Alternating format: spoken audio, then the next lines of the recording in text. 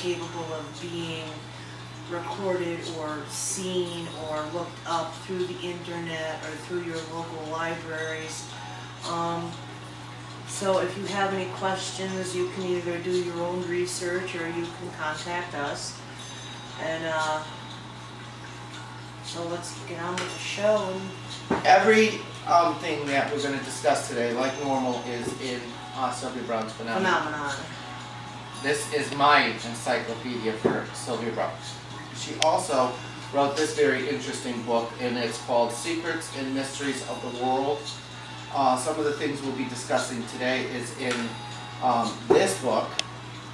But with ghosts and spirits and imprints, you really need to refer yourself back to Sylvia Browne's The Truth About Haunting Spirits and Reunions with Lost Loved Ones, Visits from the Afterlife.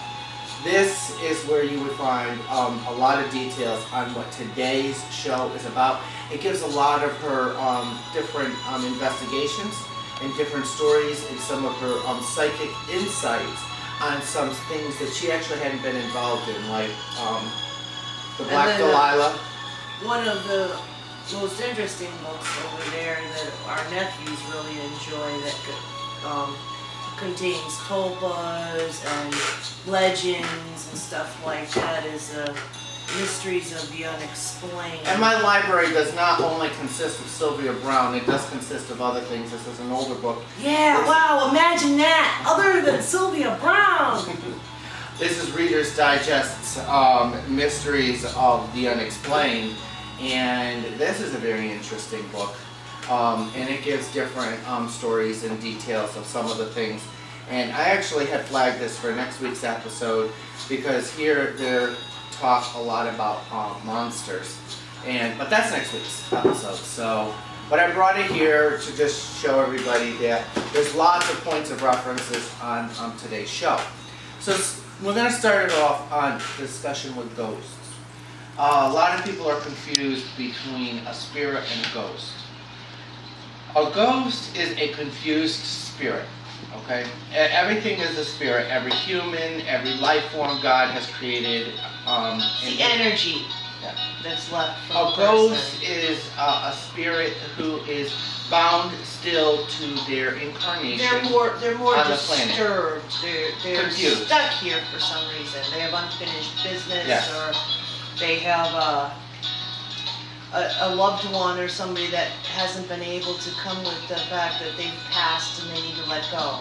Yeah, there's several reasons why a ghost may be confused. It could have to do with a lot of their incarnation, their past life. They may be looking for something. A ghost is not something to be feared because they can't hurt you. But at the same time, because they are confused, they may be angry. They may be scared. They may be frustrated.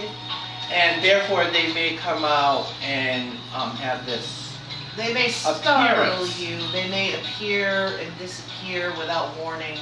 They're very unpredictable. They're the ones that will knock books off the shelves. They're the ones that... Not to be confused with a poltergeist. The poltergeist is a completely different thing. Yeah, we'll talk about that later. But the ghosts are the ones that will appear and reappear and try to create keys turn up missing, or drop coins, or make the phone ring, or just little mischievous activities that allow or involve mostly the kinetic or the electromagnetic energies around you. And that brings us into hauntings. And hauntings are about these confused spirits. Sometimes they're attached to specific people. Sometimes they're attached to land. Or a house, or building. Or some kind of a dwelling. An object. Sometimes they're attached to a specific area or spot where they may have, died in a car crash or something of that nature, so that they're stuck in that one spot. So that one area is considered where their haunting is or where they stay, like the legend of the Green Lady over at Northfield by Knife Shop Dam, or the different legends of different ghosts that have haunted in different cemeteries or different places. Usually a haunting is the place where the ghost is staying, and or around the person. That's why you can say that a person can be haunted and not necessarily a house or a place of somebody lives. You can actually bring them with you. Yeah. A spirit is when you pass away, your spirit goes to heaven. And Hopefully, if you're a good enough person. Your spirit, and when you pass away, you come back and visit loved ones. And they're the divine messengers from God. They will always be bringing love and hope and joy. Letting you know that they're safe and they're no longer suffering, and you can continue on with your life because theirs has ended and they're watching over you now, or they're waiting for you, but you still have time left here. So they let you know throughout your lifespan that they are around and they are watching, but they don't interfere or intervene. Yeah. I think that's the most important thing, is what she just said, is they're not going to interact. A ghost thinks they're still alive, and they may even attempt to interact with you. A spirit, on the other hand, are divine messengers. They know of that loved they've ones. passed on. They know what's going on around them. They know, that they've been to the Akashic records. They've been back and forth from here to heaven, and they understand what's going on around them, and they're either coming back to help or they're coming back to soothe, and they won't be destroying, losing, or interfering with your life, whereas ghosts and hauntings can. Yeah, ghosts and hauntings will interact, or possibly could interact. I mean, you could almost, with a ghost, have a yelling conversation with them and discuss. With spirits, most of the time, because they are divine messengers, they don't want to scare you, they don't want to startle you. They can come in dreams or daydreams.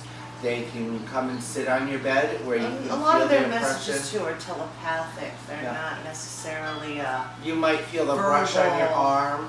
You might smell a scent.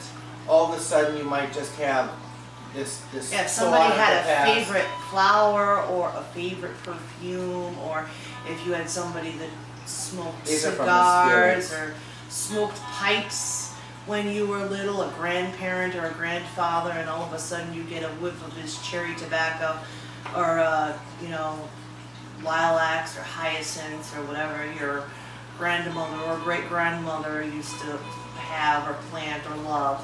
Then those are signs that somebody's there watching you or giving you a message. Now, remember one very important thing about these divine messengers, our spirits. Just because you don't recognize the spirit that is in front of you does not mean it's a ghost, and does not mean it's a haunting. You are loved by many, many, many, many, many angels and totems. You have several incarnations. You have loved Meaning ones. past lives that you've been in contact with. You have several loved